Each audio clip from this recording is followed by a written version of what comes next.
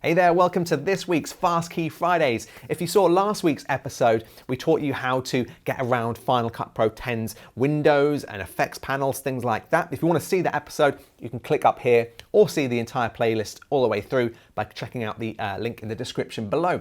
This week, I'm going to show you the timeline tools.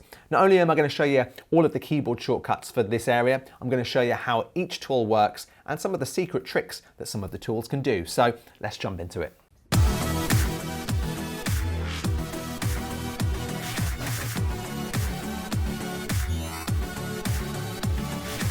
So pressing A will bring up the select tool, and this is the tool you'll be using most of the time. And with the select tool, you can select clips and move them around. But notice when you do that, the gap is filled by another clip. And then you can place a clip back in. Okay, so next is the T key. This will bring up the trim tool. Now there's actually a few different ways you can use the trim tool, so let me show you this. First of all, you can use it to trim in the beginning or ending of a clip, and you'll notice how the clips around it kind of follow the trim that we're making at either end.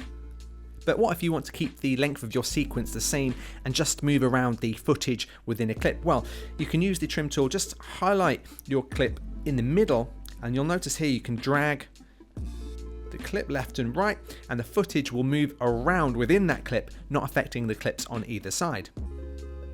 Thirdly, you can place the trim tool between two clips, and you'll notice that it highlights the ends of both clips, and then you can drag this left and right. Again, this is handy if you want to keep your sequence the same length, but if you want to adjust the start and end points of two clips. Okay, so to bring up the position tool, just simply press the P key.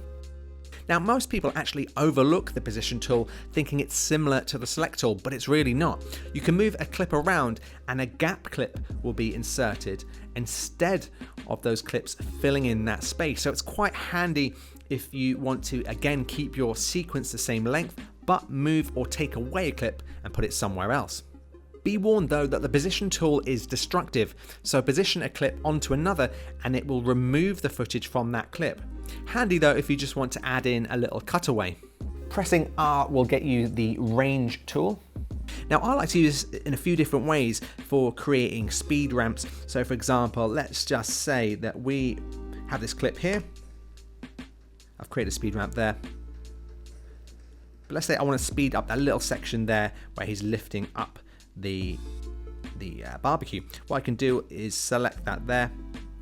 I can then come here and say speed it up by 4 times, and then if we play that back, we now have a nice little speed ramp using the range selection tool.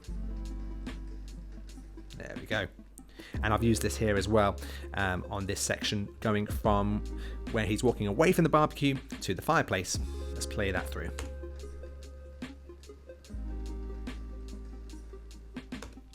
You can also use the range selection tool to duck audio. So let's say you're talking over a clip and you have your background music. You can create a range selection tool here, and then you can just pull down the audio, and then it will just duck this section here. You don't have to cut the clip or do any further adjustments. Just use the range tool and then pull down the audio clip. Now, if you want to chop your clips up, simply press B to bring up the blade tool. Now you can use this anywhere in your timeline to chop up a video clip, which is pretty handy. But did you know, here's a little secret shortcut, that if you, let's get to this point here, if you press Shift and B, you'll notice that the blade icon now changes to 2 blades. So if we chop that clip there, you'll notice it cuts through every clip at this point in the timeline.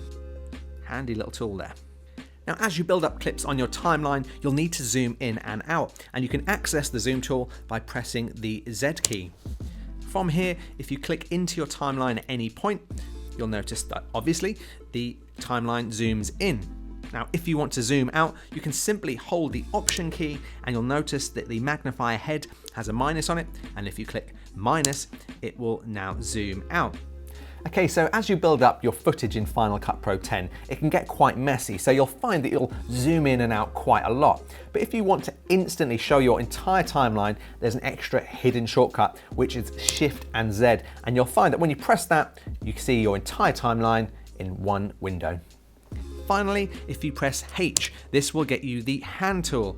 Now, the hand tool is a tool I don't really use much personally, but once you've got loads of clips, say you're working on a big TV show, you can use this to drag through your timeline. So let's say we use Z and zoom in. We can now change to the hand tool and we can kind of drag along our timeline without making any adjustments or possibly moving a clip. Okay, that's this week's Fast Key Fridays done. I hope you enjoyed that video, and if you did, leave me a comment below. I promise I do get back to every single one.